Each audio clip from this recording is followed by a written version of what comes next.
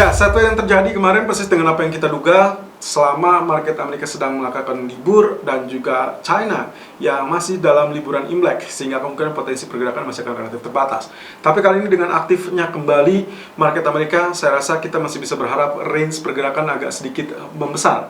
Walaupun data ekonomi malam ini cenderung sepi dan kita masih akan lihat beberapa pejabat atau official dari Fed sendiri akan memberikan pernyataan-pernyataan kurang lebih sepanjang pekan ini. Jadi harap berhati-hati dengan statement-statement yang ada atau di luar jadwal sebetulnya, karena di pekan ini otomatis semua tertuju pada Powell atau dalam hal ini FOMC minutes, meskipun lagi-lagi mungkin tidak akan mengalami kejutan apa-apa. Dan salah satu yang saya soroti di sini adalah pernyataan dari Menteri Keuangan Jepang Taro Aso yang mengatakan bahwasanya ada kesepakatan di antara negara-negara G7, yaitu Jepang, Amerika, kemudian ada Prancis di sana dan juga Inggris yang menyatakan bahwa mereka setuju kebijakan fiskal masih akan tetap dipertahankan selama ekonomi terimbas dari pandemi ini belum selesai.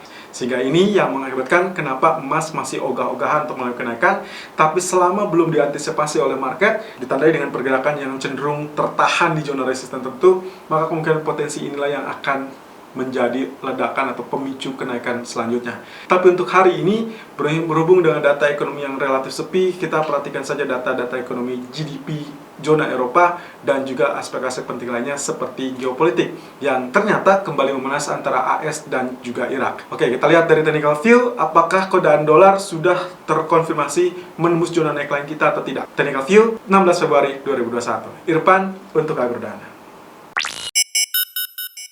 Technical Outlook 16 Februari 2021 jam 11.40 menit waktu Indonesia bagian Barat, kembali dengan outlook dari DXY atau indeks dolar yang ternyata kemarin karena memang relatif sepi atau market AS yang sedang libur, artinya otomatis pergerakan pun relatif sideways atau bahkan terbatas. Nah, kemarin dengan keadaan kondisi dari candlestick ternyata terjadinya lebih kepada doji candle ya. Jadi ini ada 2, 3, 4 ya, ada 4 candle doji yang sebenarnya bisa merefleksikan akan terjadi kelanjutan atau malah perubahan arah. Kalau kita asumsikan dari kondisi terakhir, seharusnya ini adalah kenaikan. Tapi ternyata di hari Jumat justru kembali dengan shooting star. Dan kemudian kemarin unexpectedly ternyata candlestick juga kembali berbentuk hammer atau bahkan hanging man. Jadi kemungkinan kalau potensi seperti ini, seharusnya dolar akan relatif menguat terlebih dulu. Tapi pagi ini justru dibuka dengan gap down dan kita mendapati pola tekanan sedang terjadi. Salah satunya informasi terkait dengan serangan yang terjadi di Erbil, Irak. Gerilyawan Irak kembali menyerang pasukan koalisi yang dipimpin AS, sehingga ini menimbulkan kecurigaan akan terjadinya atau terperciknya kondisi geopolitik yang memanas kembali antara AS dan juga Irak. Oke, kemudian kalau lihat dari kesimpulannya dari kondisi technical ini, kita masih akan melihat sideways masih akan terjadi. Tapi kalau misalkan dilihat dari spike-nya, seharusnya dia akan menutupi gap, jadi ada kemungkinan spike naik terlebih dulu, kemudian nantinya dia akan melanjutkan dengan fase penurunan. Yang paling penting kita memiliki PR, yaitu terkait dengan head and shoulder yang terjadi atau yang dicurigai terjadi di dalam grafik H4. Kemarin kita sedang berada di zona neckline, dan kali ini pun dia masih nempel di area neckline meskipun pagi tadi seiring dengan berita yang muncul tentang AS dan Irak, justru dia mengalami penembusan zona neckline. Jadi sebetulnya ini sudah confirm 75% sudah akan terjadi penurunan lanjutan.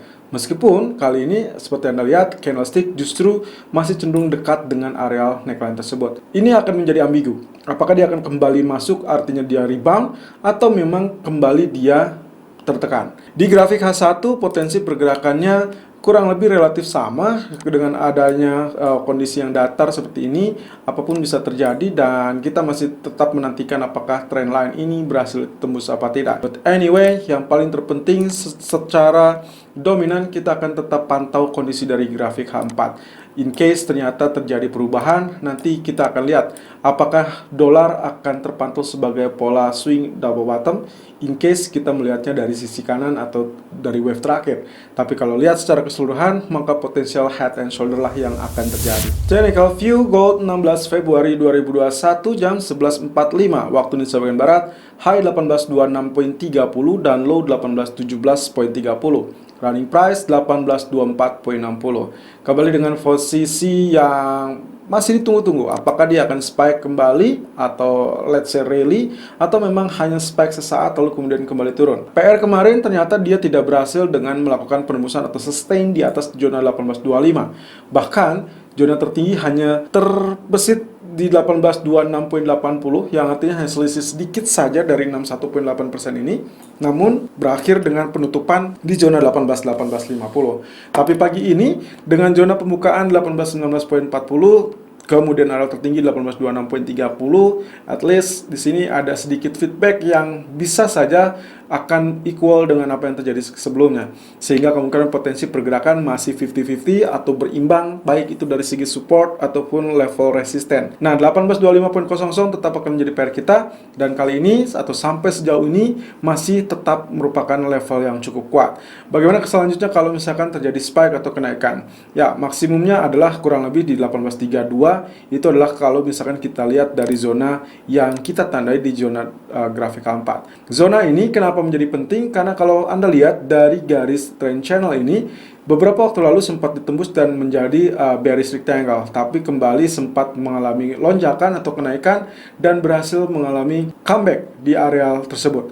Tapi kali ini, karena area tersebut berhimpitan dengan zona support dari trendline, maka kemungkinan potensi ini akan menjadi strong resisten untuk sementara waktu. 1828, 1832 tetap akan menjadi PR, dan juga Anda harus cermati apakah di sini nantinya dia akan tembus, artinya rally akan layak terjadi, atau dia akan terjadi rejection. Kalau ini rejection, maka dia akan kembali menghantarkan zona penurunan hingga zona 1800. Tapi beberapa waktu yang lalu kita sudah melihat dari potensi ini, dia sempat mengalami comeback kembali. Jadi kalaupun misalkan dia mengalami penurunan, hati-hati tergelincir 1800 atau bahkan 1784 bisa saja diuji kembali. Tapi untuk spike-nya, kalau berhasil ditembus, maka dia akan mengalami halangan atau rintangan di zona 1842, 1845 sebelum nantinya akan menyentuh zona 1860 kembali. Kemudian di grafik H1-nya, potensi pergerakan kemarin itu berada dalam koridor Diamond Triangle. Tapi kali ini saya menemukan potensi yang jauh lebih mungkin menarik ya kalau kita lihat dari sisi ini, di mana area penarikan, kalau Anda perhatikan, saya tarik dari titik terendah 1784, kemudian extension di sini ada di 1810, kemudian area di sini tidak disentuh sama sekali, yang artinya bisa saja area support ini cenderung kuat.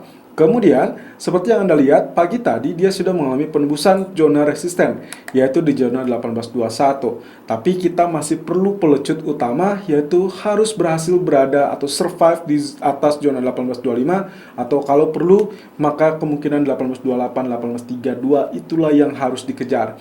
Well, dengan adanya spike seperti ini, berarti otomatis area pullback atau area dip adalah equal di area 1821 ataupun 1820, yang artinya strategi pagi tadi dengan area buy 1818 ataupun 1820 masih bisa kita gunakan dengan target pertama 1825.00 dan target kedua adalah 1831.20. Nah, kalau misalkan nanti yang kedua kalinya, saya rasa tetap diperhatikan zona pullback di zona 1818 ataupun 1820, dan kalaupun misalkan target, mungkin saja Anda bisa tanyakan target sampai zona 1828. Tapi sayangnya, ini pun akan menjadi warning keras. Kalau misalkan sampai gagal disentuh atau bahkan gagal ditembus, maka kemungkinan hati-hati dia akan kembali tergelincir. Selalu gunakan stop loss dan risk management sesuai dengan equity dan strategi trading Anda. Irfan untuk Agrodan.